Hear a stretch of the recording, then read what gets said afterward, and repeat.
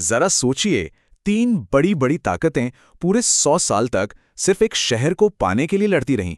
ये कहानी है मध्यकालीन भारत के सबसे लंबे और कह सकते हैं सबसे अहम संघर्षों में से एक की। तो सवाल यही उठता है कि भाई एक शहर में ऐसा भी क्या था कि तीन तीन बड़े साम्राज्य उसे पाने के लिए 100 साल तक लड़ते रहे। चलिए आज इसी पहेली को सुलझाने की कोशिश करते हैं। इतिहास की किताबों में इस जबरदस्त टकराव को त्रिपक्षीय संघर्ष का नाम दिया गया है। क्यों? क्योंकि इसमें तीन पक्ष थे, तीन महाशक्तियां जो एक दूसरे के आमने सामने थीं। अच्छा, तो अब जरा इस मामले की गहराई में चलते हैं और सबसे पहले मिलते हैं उन तीन खिलाड़ियों से, उन तीन दावेदारों से जो इस पूरे संघर्ष के सेंटर में थे। तो मैदान में थे तीन बड़े शक्तिशाली राजवंश।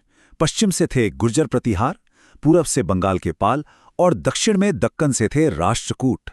ये तीनों मतलब अपने अपने समय के सुपर पावर थे जो पूरे भारत पर अपना दबदबा चाहते थे। अब जैसा कि हमारे सोर्स में बताया गया है, ये पूरी लड़ाई थी कन्नौज पर अपना वर्चस्व जमाने के लिए। लेकिन इसके पीछे की वजहें वह भी बड़ी मजबूत थीं, जैसे कि गंगा घाटी के जो रिसोर्सेज थे उन पर कंट्रोल करना, जो ट्रेड रूट्स थे उन पर कब्जा करना और अपनी फौज की ताकत बनाए रखना। मतलब ये तीनों राजवंश अपनी पूरी जान लगाकर इस एक इनाम को जीतना चाहते थे। तो अब हम खिलाड़ियों के बारे में तो जान गए हैं, है ना? तो अब बात करते हैं उस इनाम की, उस पुरस्कार की, जिसके लिए ये सारा घमासान मचा हुआ था। वो क्या था और कहाँ था? इसका जवाब है कन्नौज शहर। देखिए, उस जमाने में कन्नौज सिर्फ एक शहर नहीं था, ये सम्राट हर्षवर्धन की पुरानी राजधानी हुआ करती थी। और इसका मतलब ये था कि जिस किसी ने भी कन्नौज को कंट्रोल कर लिया, समझो उसने पूरे उत्तर भारत पर अपनी संप्रभुता का दावा ठोक दिया। ये पावर और प्रेस्टीज का मतलब इज्जत का एक बहुत बड़ा सिंबल था। और ये बात ना बिल्कुल साफ हो जाती है कि उनका गोल कितना क्लियर था।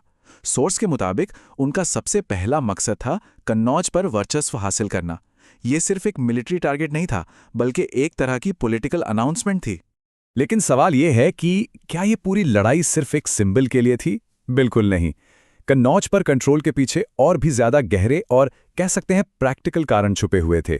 चलिए देखते हैं वो क्या थे। अगर बिल्कुल सीधे सीधे कहें तो ये पूरी लड़ाई दौलत, स्ट्रेटेजिक फायदे और अपनी ताकत के दिखावे के बारे में थी। और ये तीनों ही चीजें किसी भी एम्पायर के लिए बहुत बहुत जरूरी होती हैं। तो चलिए इन वजहों को जरा एक एक करके समझते हैं। सबसे पहली बात, कन्नौज पर कब्जा करके अपनी धाक जमाना था। दूसरा, गंगा की जो उपजाऊ घाटी थी उस पर कंट्रोल करना। सोचिए वहां से किसी भी सल्तनत को कितनी दौलत मिल सकती थी। तीसरा कारण था गुजरात और मालवा के जो बिजी ट्रेड रूट्स थे उन पर अपना कब्जा जमाना, जो कि फॉरेन ट्रेड की चाबी थे। और हाँ, आखिर में इन साम्राज्यों को अपनी बड़ी बड़ी सेनाओं को मेंटेन करने और आस पड़ोस के राज्यों पर अपना रौब बनाए रखने के लिए लगातार लड़ाइयों की जरूरत भी पड़ती थी। तो लगभग 100 साल लगातार युद्ध, बार बार बदलती दोस्ती दुश्मनी और ना जाने कितनी लड़ाइयों के बाद आखिरकार इस लंबे चले आ रहे संघर्ष का अंत हुआ। तो सवाल यह है कि जीता कौन? देखिए, ये जीत बिल्कुल आसान नहीं थी।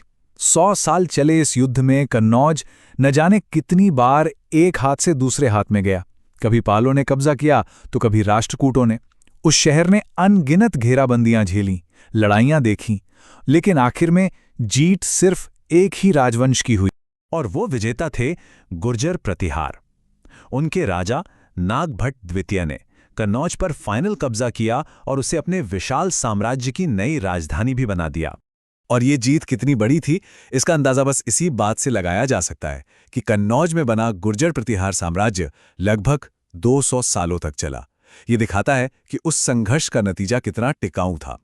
तो ये जो त्रिपक्षीय संघर्ष की कहानी है, यह हमें सोचने पर मजबूर कर देती है कि इतिहास की जो बड़ी बड़ी लड़ाइयां होती हैं, क्या वो सच में महान विचारों के लिए लड़ी जाती हैं, या फिर असल में लड़ाई सिर्फ जमीन, दौलत और पावर पर कंट्रोल के लिए होती है? इस पर सोचिएगा जरूर।